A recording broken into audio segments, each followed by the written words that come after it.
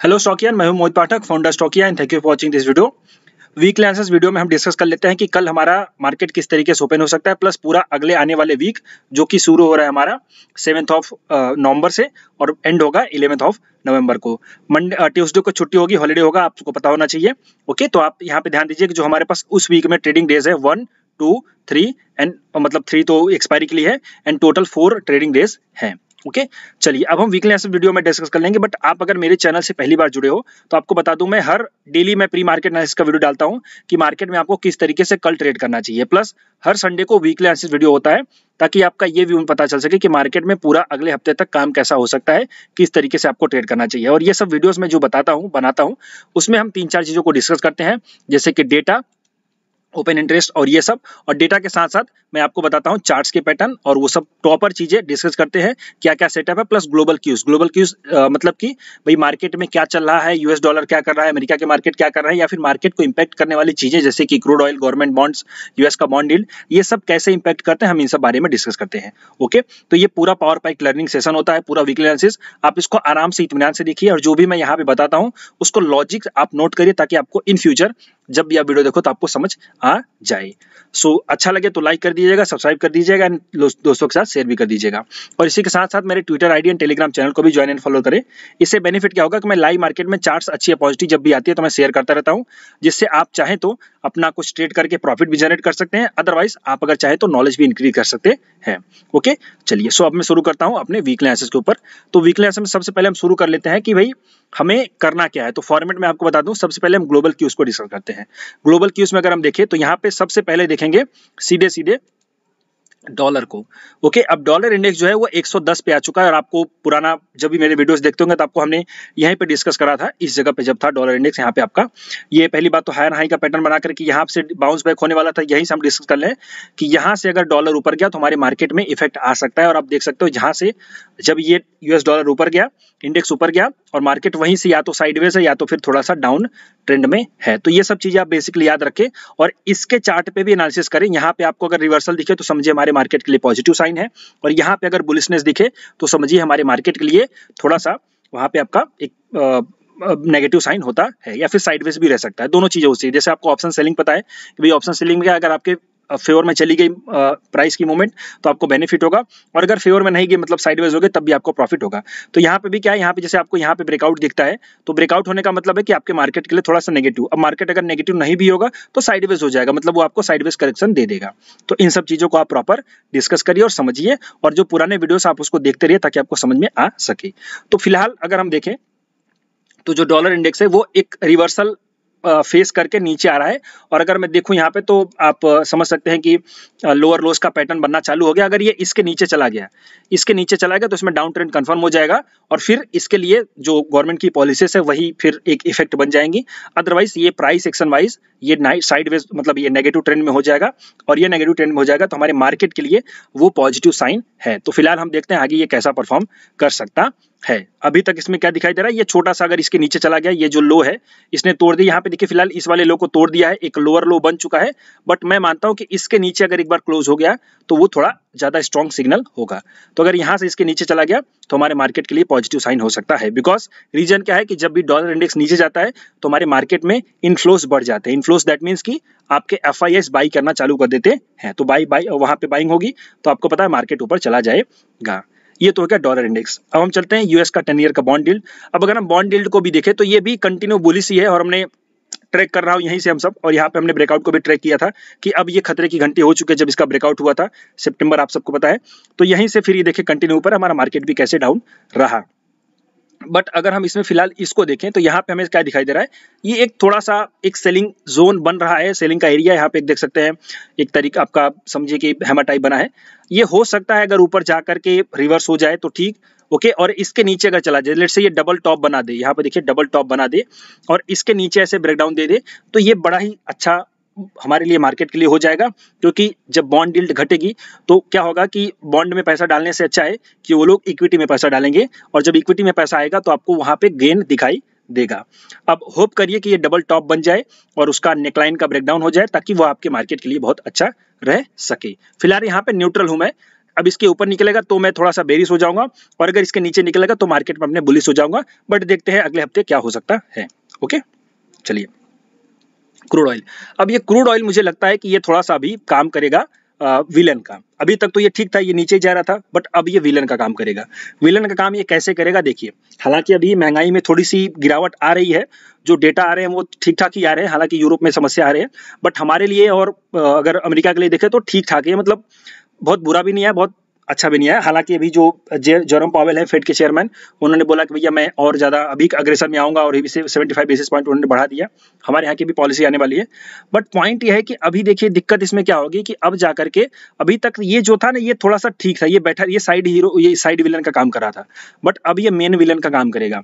तो ये क्या कर रहा है देखिए आप, इसने रिवर्सल दिखा दिया है। ये देखिए डाउन ट्रेंड था, अब इसने एक हाई बना दिया है पिछले वाले हाई से, और नीचे जाकर के एक लो बनाया है पिछले वाले लो से ऊपर, मतलब हायर लोस और हायर हाइज। अगर ये ऊपर जाकर के एक नया हाई बना देगा और फिर नीचे आकर के और फिर एक ऊपर वाला लो, मतलब हायर लोस बना करके ऊपर जाने लगेगा, तब ये इसमें अप ट्रेंड कंफर्म हो जाएगा प्राइस एक्शन वाइज। उसके बाद इसमें जो इन्वेंटरी होती है प्लस ग्लोबल क्यूज क्या है वो सब इफेक्ट करता है।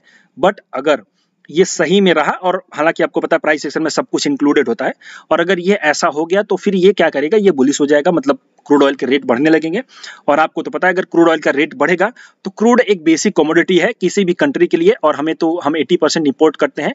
इससे नुकसान क्या होगा कि क्रूड का प्राइस बढ़ जाएगा तो हमारे इंपोर्ट बिल बढ़ जाएगा, और इंपोर्ट बिल बढ़ जाएगा तो आपको पता है महंगाई अपने आप बढ़ जाएगी, और जब महंगाई बढ़ जाएगी तो हमारे यहाँ के जो आरबीआई है या फिर जो भी अलग अलग मतलब नेशनल बैंक्स हैं वो क्या करेंगे, रेट को बढ़ाने लगेंगी महंगाई को कमजोर करने के लिए, और जब रेट बढ़ाएंगी तो उसका नेगेटिव इंपैक्ट हमारे मार्केट के लिए देखने के मिलेगा। तो अब ये कुल मिलाकर के तैयार हो रहा है मेरे हिसाब से।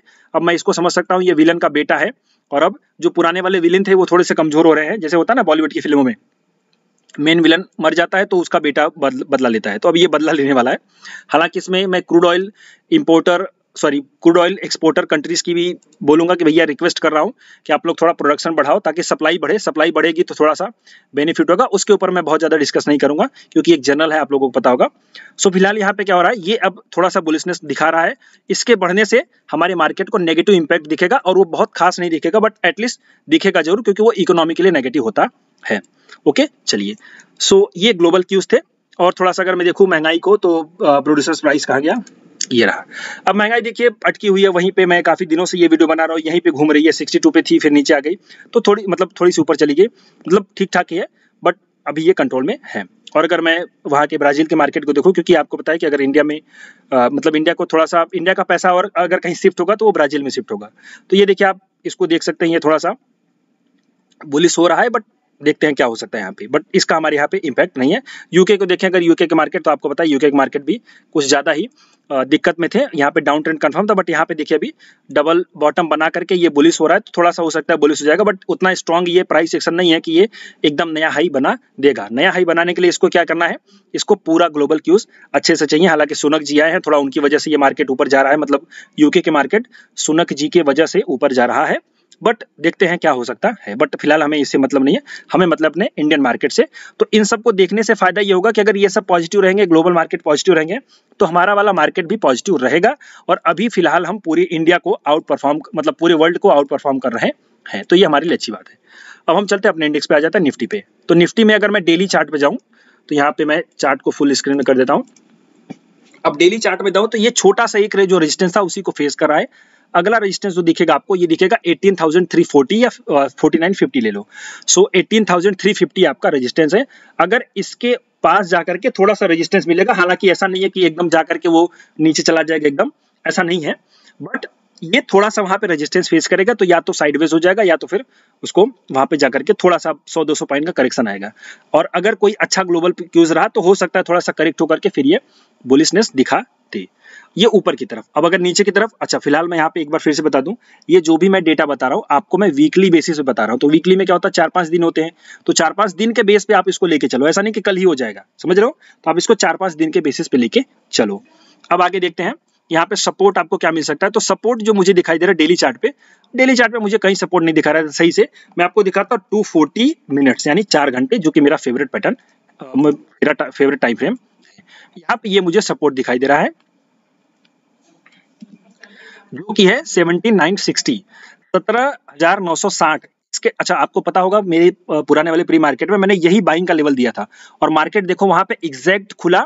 इसके लिए मैंने एक अलग से छोटा सा वीडियो बना दिया था, हालांकि ये इन सब चीजों में मैं ज्यादा एक्टिव नहीं रहता। ये छोटा सा वीडियो मैंने बनाया, आप इसको देखोगे तो पता चलेगा एग्जैक्ट उसी पॉइंट पे ओपन हुआ, उसी पॉइंट से घूम गया।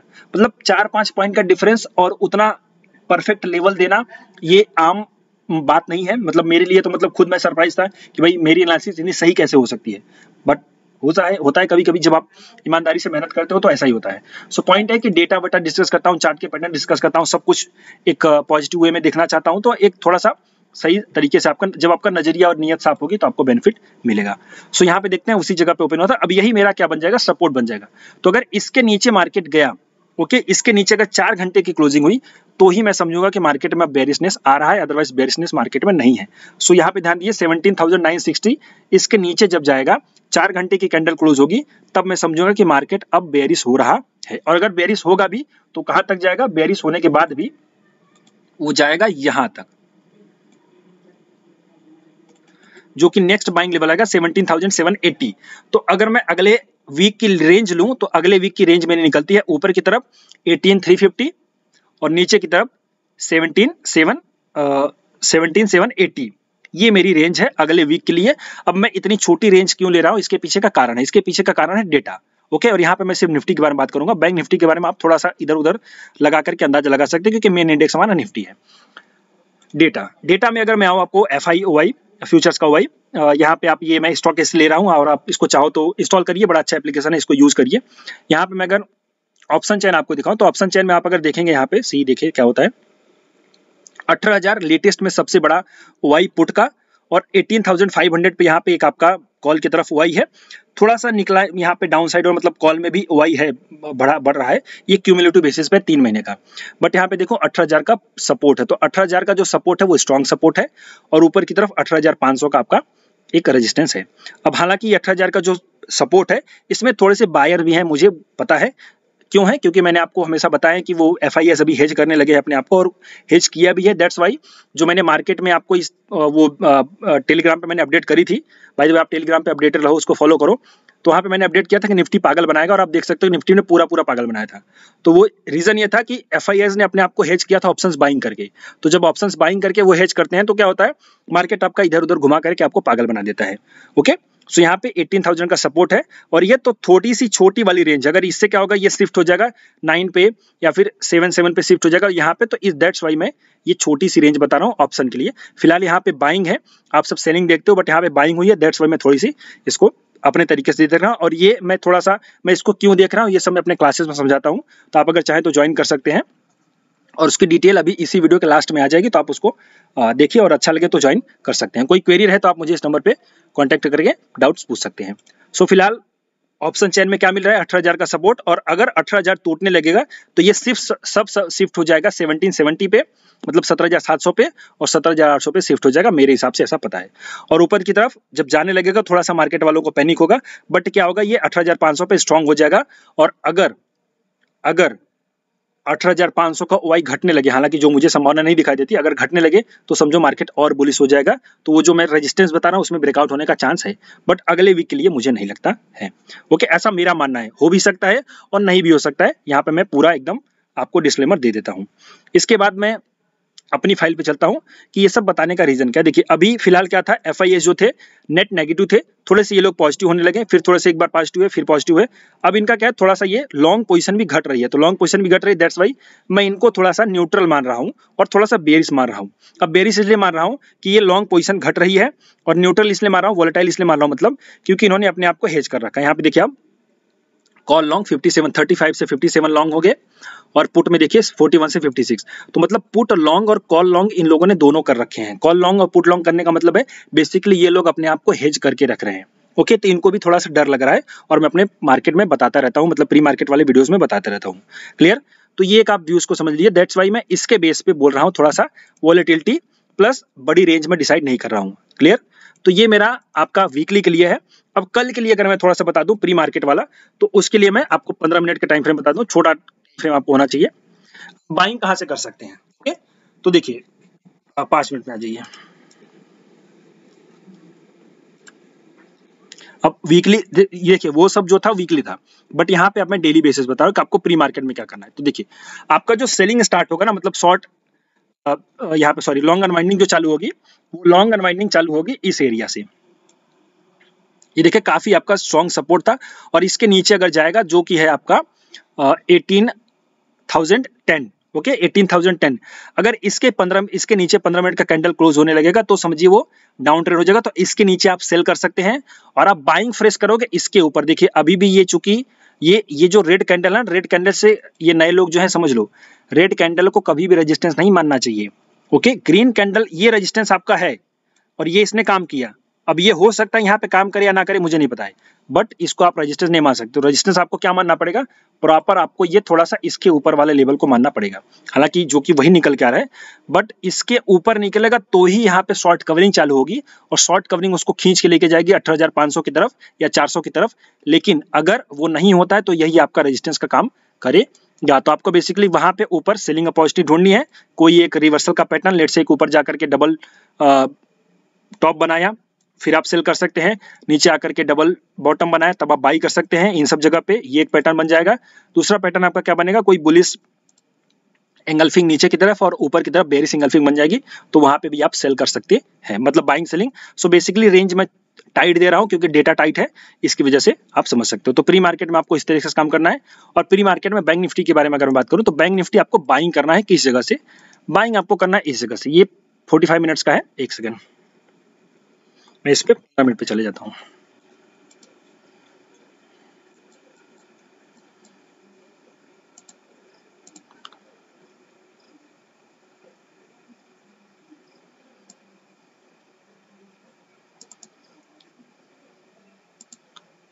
सॉरी,